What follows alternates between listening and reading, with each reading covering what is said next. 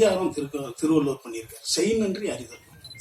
இந்த நன்றி சொல்ற விஷயம் வந்து நான் நிறைய இடத்துல சொல்லியிருக்கேன். நான் யாருக்கு நன்றி உணர்வு அதிகமா இருக்கோ அவன் எல்லா துறையிலும் சிறந்தவனா இருப்பான். அவன் மிகச்சிறந்த ஒரு பண்பாளனா இருப்பான். நன்றி உணர்வு தான் நம்ம கிட்ட இருக்கிற எல்லா பண்புகளுக்கும் தாயானது. இத சினிமாவுல யார் ஆரம்பிச்சு வச்சாங்கன்னு தெரியல. இந்த மாதிரி நன்றி சொல்றத அது ஏதோ ஒரு முதல் படம் இருக்கும், அவங்களுக்கு காலம்பூரா நம்ம நன்றி சொல்லிட்டு இருக்கோம். ஏன்னா இப்படி ஒரு விஷயத்தை ஆரம்பிச்சு வைக்கிறாங்க பாருங்க புதுசா, அவங்களுக்கு நன்றி. ஏன்னா இந்த மாதிரியான ஒரு சிறந்த ஒரு படத்தை நீங்க எழுதி, ஏன்னா உங்களுக்கு உங்க ஷோ போடும் போதே நெல்சனை சுத்திக்கிட்டீங்க, எல்லாம் சுத்தி ரொம்ப நல்லா இருக்குன்னு சொன்னீங்க. அதோடு இல்லாமல் அதை வந்து எழுதுனீங்க, அதை நிறைய இன்ட்ரெஸ்ட்ல சொன்னீங்க. அதனால தான் இந்த டிஎன்ஏ அவ்வளோ பெரிய வெற்றி அடைஞ்சிருக்கு. இந்த படம் என்ன செஞ்சிருக்கு அப்படின்னா, ஒரு விஷயம், இப்ப முயற்சி திருவினை ஆக்கும் அப்படின்னு திருவள்ளுவர் ஒரு கொட்டேஷன் கொடுத்திருப்பார். நான் வீழ்வேன் என்று நினைத்தாயோ அப்படின்னு பாரதியார் சொல்லியிருப்பார். தீதும் நன்றும் பிறர் தரவாரா அப்படின்ட்டு கணியன் பூங்குன்றன் சொல்லியிருப்பார். இப்படி ஒவ்வொரு விஷயங்கள் ஒரு கொட்டேஷன் தந்திருப்போம். இதுல பாருங்க, பாக்யராய் சார் வந்து அவருடைய முந்தான முடிச்சல முருங்கைக்கான்னு ஒரு ஐட்டத்தை இறங்கிட்டு போயிட்டாரு. இப்ப முருங்கைக்காய் எடுத்துக்கிட்டு போவாங்க, கூச்சப்படுவாங்க. அப்ப ஒரு வீட்டுக்கு வாங்கிட்டு போற குடும்ப தலைவர். அதுக்கு பிறகு மணிவண்ணன் சார் அல்வான்னு ஒரு மேட்டரை இறக்கி விட்டார். நம்ம வந்து ஒரு திருநெல்வேலியிலிருந்து வரும்போது ஒரு அல்வாவை அன்பா வாங்கி கொடுத்தா கூட என்னப்பா அல்வா கொடுக்குறியான்ற அளவுக்கு மாத்தி விட்டார். நான் திருடான் திருடியில கட்டவர்களுக்கு அடுத்தவர்களுக்கு கொஞ்சம் நீட்டா இருந்ததுன்னா அப்படின்னு சொல்லிட்டு ஒன்னு சொன்னேன்.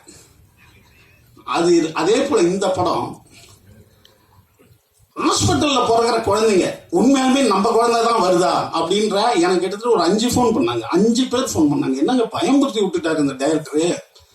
வந்து இப்போ வந்து நம்ம ஹாஸ்பிட்டல்ல பிறந்து நம்ம கைக்கு வர்ற குழந்தை நம்ம குழந்தைன்னா ஒரு 11 வயசு 12 வயசுல முகஜாடையை வச்சுதான் கண்டுபிடிக்கணுமா, இல்லைன்னா டிஎன்ஏ டெஸ்ட் எடுத்துக்கணுமா நம்ம அப்படின்னாரு. ஸோ ஒரு படம் சமுதாயத்தில் அந்த ஒரு ஒரு ஒரு உஷார்த்தன்மையை ஏற்படுத்தணும் அப்படிங்கிறது முக்கியம். ஒரு படைப்பு அது இந்த படத்துல அருமையா அது ஒர்க் அவுட் ஆயிருக்கு. அதுதான் ஒரு படம் வந்து சமூகத்திற்கு ஏதோ ஒரு விழிப்புணர்வை ஏற்படுத்தணும். அது டிஎன்ஏவில் அருமையா இருக்கு. அதுக்கு வந்து இப்ப அதிஷா சொன்ன மாதிரி அவர் சொன்னார் பாருங்க, புனைவுல உண்மைத்தன்மை எவ்வளவு ஜாஸ்தியா இருக்கோ அது வந்து சிறந்த திரைக்கதைன்னு ஒரு அருமையான விஷயத்த ஒரு விளக்கம் கொடுத்தார். ரொம்ப அற்புதமான விஷயம் அது. அதே போல பத்திரிகையாளர்களை நிறைய பயன்படுத்தணும், நம்ம எழுத்தாளர்களை அதிகம் பயன்படுத்தணும் அப்படின்ற ஒரு விஷயத்த அருமையான விஷயத்த இங்க பதிவு பண்ணியிருக்காரு. இதெல்லாம் நீங்க எழுதணும், அப்பதான் நிறைய இயக்குநர்கள் நிறைய ரைட்டர்ஸை கொண்டு வருவாங்க. அண்ணன் போஸ் வெங்கட் சொன்ன மாதிரி மலையாளத்துல வந்து ரைட்டர்ஸுக்கு அவ்வளவு பெரிய ஒரு மரியாதை இருக்கும். அங்க வந்து ரைட்டர்ஸ் தான் ஃபர்ஸ்ட்.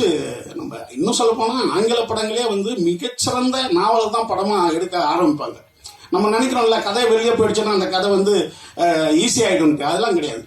மிகச்சிறந்த நாவல்களை தான் நம்ம வந்து படமா எடுத்து மிகப்பெரிய ஹிட்டு கொடுத்துருக்காங்க பல படங்கள்.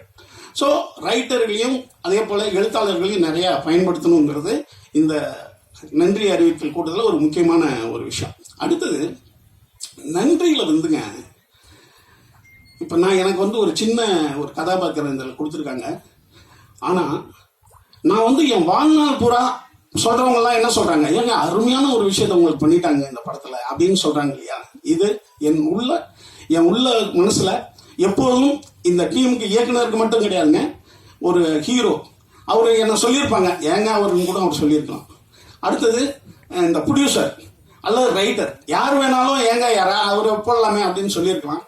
அதுக்கு வந்து என்னை ஒத்துக்கிட்டதுக்கு இவங்க அத்தனை பேருக்கும் என்னுடைய நன்றியை தெரிவிச்சுக்கிறேன். அடுத்தது நம்ம தம்பி கேமராமேன் பார்த்தி வந்து, அதாவது ஒரு மனிதன் வந்து இப்படி இருக்கிறவன் இவ்வளவு திறமையோட இருப்பாங்க நீங்க பார்வையால நீங்க கணிக்க கூடாது. நம்ம சொல்லுவோம்ல, கண்ணை பார்த்து பேசுறோம் உண்மையை பேசுவான்டா அப்படின்றது. கண்ணை பார்த்து உண்மை பேசுறவங்க உண்மையை பேசுவானா, அது ஏதோ பொது புத்தியில இருக்கு. அதாவது முழு பனியன் போட்டவன் நல்லவன்டா அப்படின்றதும், வெள்ளையா இருக்கிறவன் சிறப்பா இருப்பான்றதும், இதெல்லாம் வந்து பொது புத்தியில இருக்கிறதான ஒழிய ஆளை பார்த்து எடை போடக்கூடாதுன்றதுக்கு தம்பி பார்த்திபனை வச்சு முடிவு பண்றேன். அடுத்தது எடிட்டர் தம்பி, அவர் வந்து நேஷனல் அவார்டு வாங்கணுன்றதே எங்களுக்கு தெரியல. பாருங்க, ஒரு நேஷனல் அவார்டு வாங்கிட்டு எப்போதும் போல எளிமையா இருக்கிறதுங்கிறது ரொம்ப அருமையா இருக்கு. அடுத்தது நான் ஆடியோ லிஸ்ட்ல இந்த ஹீரோயினை பத்தி சொல்லல, நிமிஷாவுக்கு அந்த படத்துல பார்த்தா அவங்க ஐயோ, அதாவது நாங்கெல்லாம் வந்து ஜோதிகா பார்த்து மிரண்டிருக்கோம். அதுக்கு பிறகு வந்து இப்போ சாவித்திரியிலேருந்து ஆரம்பிப்போம் இல்லையா, ஒரு ஆர்டிஸ்ட் இப்படி இருப்பாங்கன்ட்டு. ஐயோ பிரமாதமா நடிச்சிட்டீங்க, ரொம்ப அற்புதமா இருந்தது. நிச்சயமா தமிழ் சினிமாவில் ஒரு ஆர்டிஸ்ட், அதாவது பர்ஃபார்மர் கதைன்னு ஒன்று இருந்ததுன்னா, ஹீரோயின் கதை இருந்ததுன்னா இவங்க நிமிஷாவை தான் நிச்சயமா இனிமேல் கூப்பிடுவாங்க. அந்த மாதிரி ஒரு அற்புதமான கேரக்டர் பண்ணியிருக்காங்க. அடுத்தது தம்பி அதர்வா வந்து என்னன்னு கேட்டீங்கன்னா, நான் சொல்லிட்டே போனாங்க, எப்போதும் துடித்த வேலைகளை செய்யறவன் வந்து சிறப்பானவன்ட்டு இப்ப போசவர் சொன்னாரு. என்னன்னு கேட்டீங்கன்னா, நான் மீண்டும் சொல்றேன், இப்ப சொல்றோம்ல, என்ன நம்ம கெட்டு போயிட்டோங்க, நல்லா இருக்கிறோம். எம்ஜிஆர் தற்கொலைக்கு பண்ணுவார். எம்ஜிஆர் வந்து கேரளாவில் ரயில், அதாவது எங்க அண்ணன் சக்கரபாணி மட்டும் ஒரு நிமிஷம் லேட்டா வந்திருந்தா நான் ட்ரெயின்ல வந்திருப்பான்றார் எம்ஜிஆர், நானியன் பிரஞ்சன் அப்படியா வரலாற்று தொடர்ல.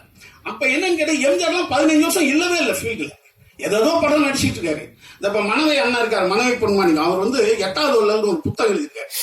ஒரு 8-9 கதை இருக்கு எம்ஜிஆர் பத்தி கதை. மிகச்சிறந்த மனிதநேய கதைகள், மிகச்சிறந்த நன்றி உணர்வு கதைகள் இருக்கு அதுல.